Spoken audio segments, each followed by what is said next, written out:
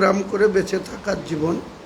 আমরা শুরু থেকেই ছোট থেকেই 30 বছর কংগ্রেস করেছি। সিপিএমের সরকারের রোশানলে 27টা কেস খেয়েছি, কখনো অ্যারেস্ট হয়েছি, কখনো এলাকা ছাড়া হয়ে বাইরে থেকেছি, কিন্তু দমে যাইনি, পিছু হটিনি। আজকে যে নতুন সরকার এসছে সুশাসন দেওয়ার নামে, তিনি সুশাসন হচ্ছে, জিরো টলারেটের কথা তিনি বারবার বলছেন। সেটা দক্ষিণ 24 পরগনায় দেখা যাচ্ছে, কলকাতায় দেখা যাচ্ছে, 2 মেদিনীপুরে দেখা যাচ্ছে, 2 বর্ধমানে দেখা যাচ্ছে, নদিয়া অবধি এসে জিরো টলারেট থেমে গেছে। এখানে করাপ্টেড যারা, মমতা ব্যানার্জির নেতৃত্বে যারা করাপ্টেড ছিল, যারা পুলিশকে সঙ্গে নিয়ে আম জনতার উপরে, এমনকি বিজেপির উপরেও, এবং যারা আমরা টিএমসির বিরুদ্ধে কথা বলতাম তাদের উপরে অনেক জুলুম, অনেক কিছু হয়েছে, অনেক কিছু সহ্য করেছি। আজকে মুখ্যমন্ত্রী ক্ষমতায় বসে গেছেন, তিনি যদি মনে করেন যে তেনার ক্ষমতা অনেক বেশি, সেটা সবাই জানে যে বাংলার মুখ্যমন্ত্রী, তার হাতে সর্বময় ক্ষমতা থাকে, তিনি সাংবিধানিক সর্বোচ্চ পদে আসীন হয়েছেন।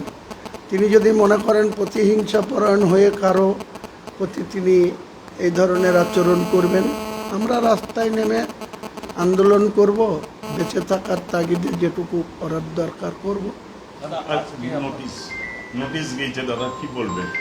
নোটিশে দিতেই পারে, কেস হয়েছে, কেস করেছে সোমোটো, সেখানে নোটিশ দিয়েছে, নোটিশ দেখে তারপরে পরে সিদ্ধান্ত নেব।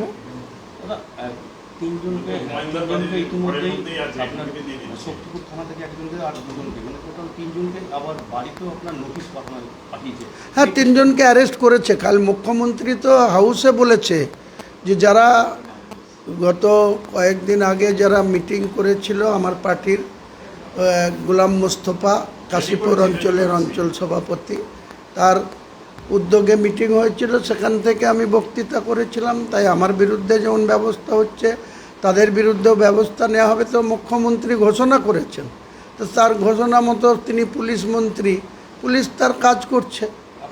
আমরা জুডিশিয়ালে যাব, জুডিশিয়াল যদি মনে করে যে সেটা জামিনযোগ্য অপরাধ, তাহলে জামিন দেবে। যদি মনে করে যে জামিনযোগ্য অপরাধ না, তাহলে জামিন দেবে না, যতক্ষণ তিনি কাজটা।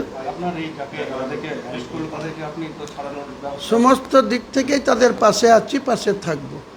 তাদেরকে, তাদের মনোবল ভেঙে দেওয়ার চেষ্টা হচ্ছে, আমার পার্টিকে নষ্ট করার, বা আমি যাতে রেজিনগর বিধানসভায় উপনির্বাচনে আমার ক্যান্ডিডেটকে না জিতাতে পারি, তার জন্য সর্বশক্তি নিয়োগ করা হচ্ছে। নিশ্চয়ই আমি আমার রাজনৈতিক লড়াই কারো দয়ার উপরে দাঁড়িয়ে আমি ভোটে জিতিনি, কারো দয়া আমাকে দরকার হয়নি। বরঞ্চ যারা মুর্শিদাবাদে 8টা সিট পেয়েছে, তারা কার দয়ায় জিতেছে, কার কিভাবে সমর্থন নিচ্ছে, মানুষ আগামী দিনে নির্বাচন আসলে তার প্রমাণ দেবে।